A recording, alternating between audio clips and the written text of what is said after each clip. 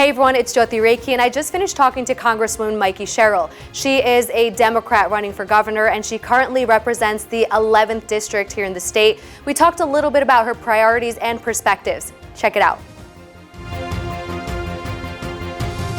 Thank you so much for joining us. And for some voters who may not know who you are, Congresswoman, just introduce yourself and tell us why you decided to run for governor. Sure. I'm currently Congresswoman Mikey Sherrill, and I am a former Navy helicopter pilot, a former federal prosecutor, a mom of four, and now I've served, this is my fourth term in Congress.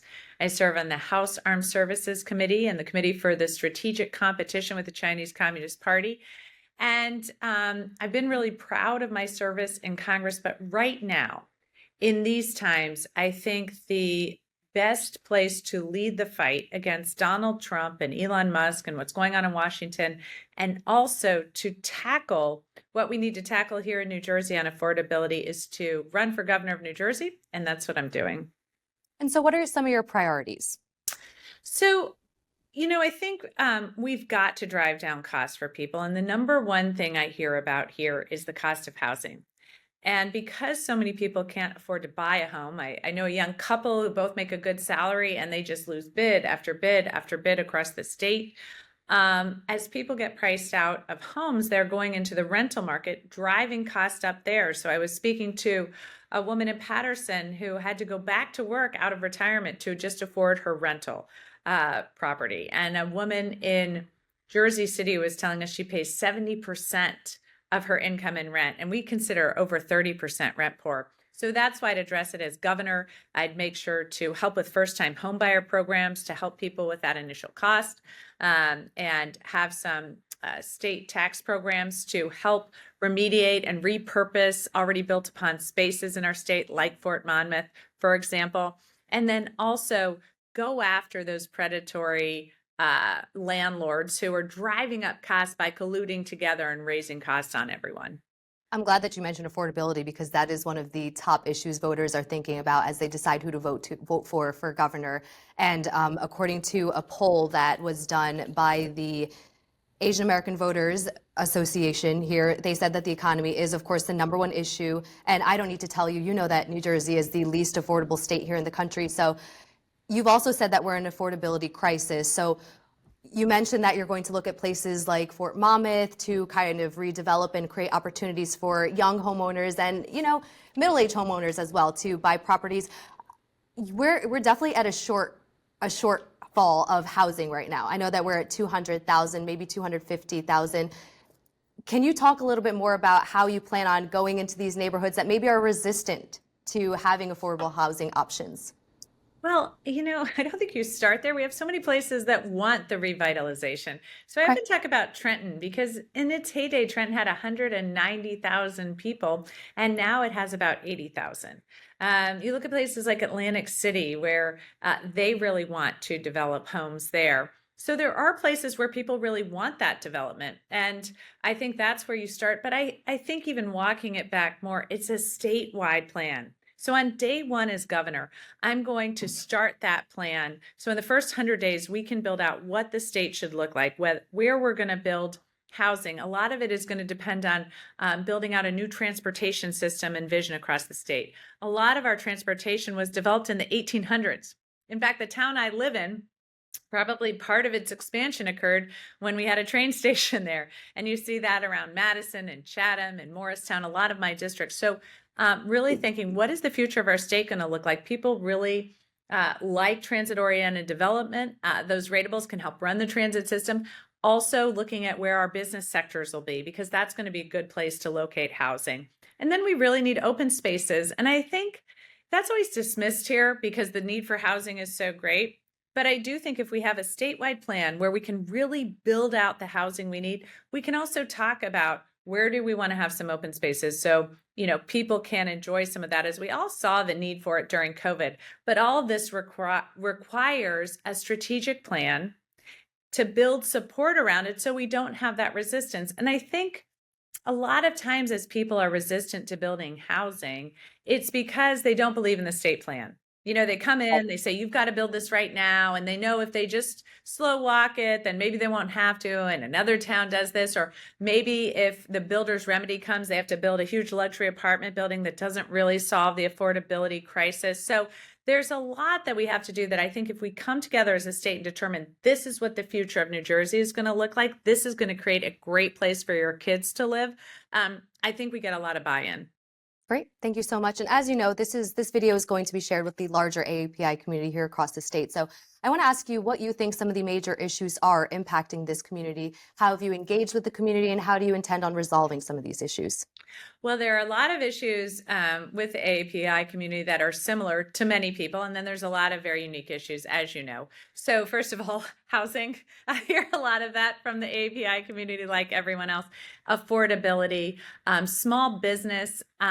Small businesses here in New Jersey are really the lifeblood of our economy.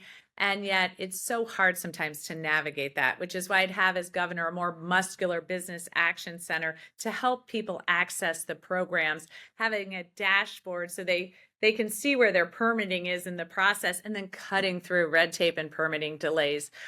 We know next door, Governor Shapiro cut back on permitting delays by 90%. So we can definitely do that here. But then also uniquely language barriers. I support the governor's plan to translate into 7 key languages, but that's not really enough, because we know there's more than 7 languages spoken here, and we have a real opportunity with AI. And so I was recently at the doctor where the woman next to me, I think she spoke Russian, and the nurse next to her had a device where they were having a conversation because it was being translated in real time for the nurse. So she didn't need another interpreter. She didn't need an extra person, and sometimes there are privacy issues with that. She simply had this device that could translate instantaneously. So we need to invest in programs like that, because we know people don't have access to government programs. That can really hamper their success, whether it's in education or small business opportunities or large business opportunities. But it can also isolate people. And certainly we want to make sure that as people come to New Jersey, they thrive. And this is a key part of that. And then the other problem I hear is about AAPI hate and the rise in hate crimes. And we've seen that here. We've seen that in New York City. I was a co-sponsor of the COVID-19 anti-hate bill that Grace Meng led from our area. She's in New York. But always, I think we always have to make sure that people also feel safe in the community, that we address all types of hate. As a former federal prosecutor, that's something near and dear to my heart, and certainly something as governor that would be key to my administration. Great, I'm so glad that you mentioned language access, because I was definitely going to hit on the language access law. So yes, we've covered that. Can you give me a little bit more of what your plan would be to respond to anti-Asian hate and bias? Sure. So as I mentioned, it's important that we have the legislation to protect people. I've also been a supporter of getting more security funding for houses of worship and community centers to protect people, to make sure they feel safe in those areas, as well as ensuring that I think as one of the great parts about New Jersey is how diverse it is. And I think a lot of the appreciation for that diversity begins in the schools, and educating people on the diversity of our state and the background of why this uniqueness is so important. I was raised that diversity is actually a strength for innovation, for creativity, for understanding the global economy. And that's what New Jersey offers. It's one of the reasons I'm living here. So making sure that all of our children appreciate that and see how lucky they are to be here, I think can help. But also then when people do commit hate crimes, holding them accountable, which, like I said, as a former federal prosecutor, is something I would make sure my administration does. Great, thank you so much. I know I don't have you for a lot of time, and we need to definitely talk about immigration. So I want to ask you, if the legislature sends the Immigrant Trust Act to your desk, would you sign it into law? I would have to look at it and see how it's written. Right now, I've been really pushing them to have it as close to the ITD, the executive order, because that has been through the courts. I would actually like to see the exact wording, because that has actually been court tested. What I'm really concerned about right now is that if you open this up if you pass a new law, you open this up to litigation. We currently have a U.S. attorney who is more partisan than any I've ever seen. She says she wants to utilize the office to go after Democrats in a pretty illegal way. We also have a court that is, the judges are very scared.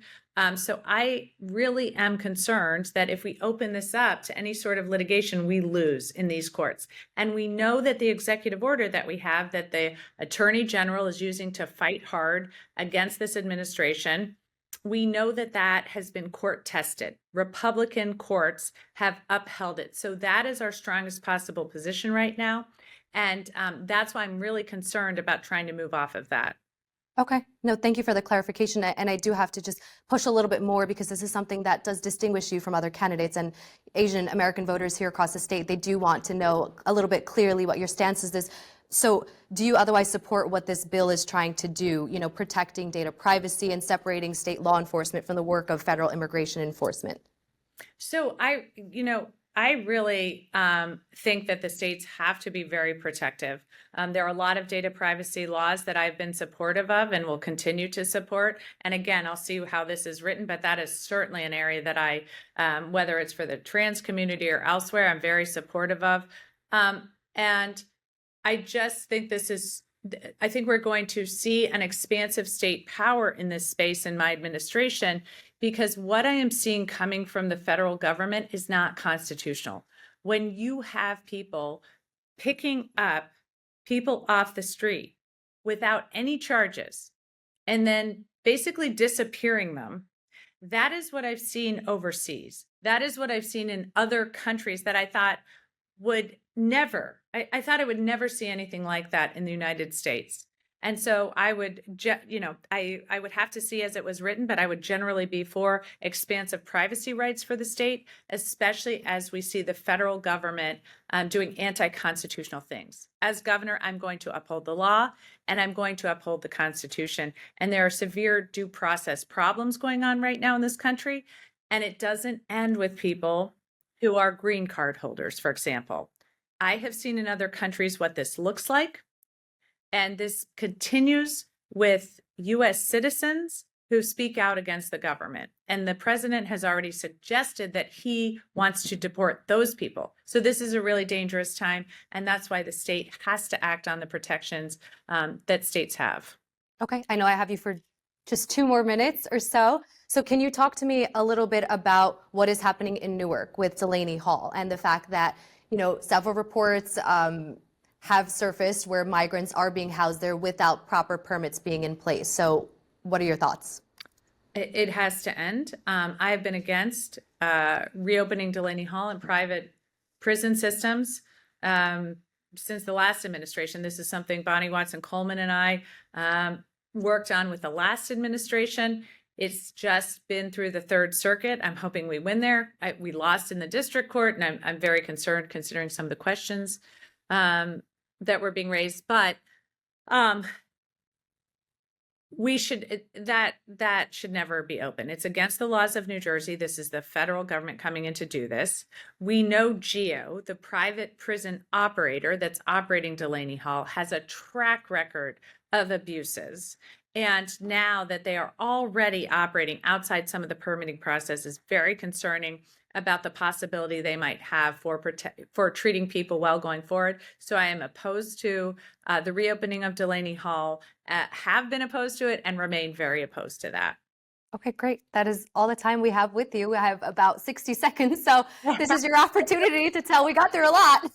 This is your opportunity to tell. It was wonderful to be with you here today. I am so excited to work with the community as we have a large AAPI community in the district I currently serve in. I'm very excited to, as I've gone out to talk to people statewide, and really hope people will share their concerns, because as governor, I want to make sure that we are making New Jersey a more vibrant place full of opportunity for everyone as we watch the federal government really try to shut down opportunity to all but a few. So it's really been great talking to you today, and thanks so much. Thank you so much for your time. Thanks. The primary election is on June 10th. Voting by mail has already started, and you can vote early from June 3rd to the 8th. Thank you all so much for watching.